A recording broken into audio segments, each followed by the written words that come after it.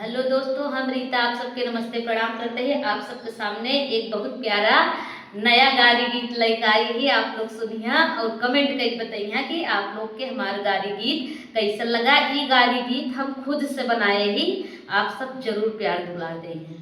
हल ककाई दुल्हा के बिन खिचड़ी खैले भागा थे, नया नया दुल्हावा है बहनी आई लाई लाई भागा थे, नया नया दुल्हावा है बहनी आई लाई लाई भागा थे। हल ककाई समधी के बिन खिचड़ी खैले भागा थे, हल ककाई समधी के बिन खिचड़ी खैले भागा थे, नया नया समधी है बहनी आई लाई लाई भागा थे, नया नया समधी है बहनी आई लाई लाई भागा थे।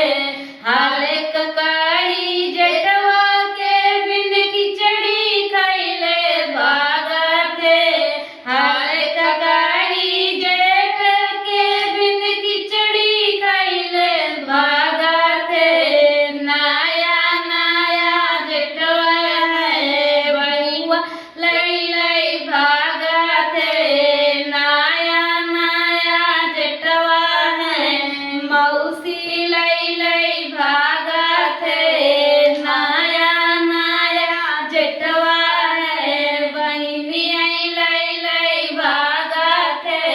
हल ककाई कैमरामैन के बिन फोटो खींचले भागा थे, हल ककाई कैमरामैन के बिन फोटो खींचले भागा थे, नया नया कैमरामैन बहनी आई लाई लाई भागा थे, नया नया कैमरामैन बहनी आई लाई लाई भागा थे।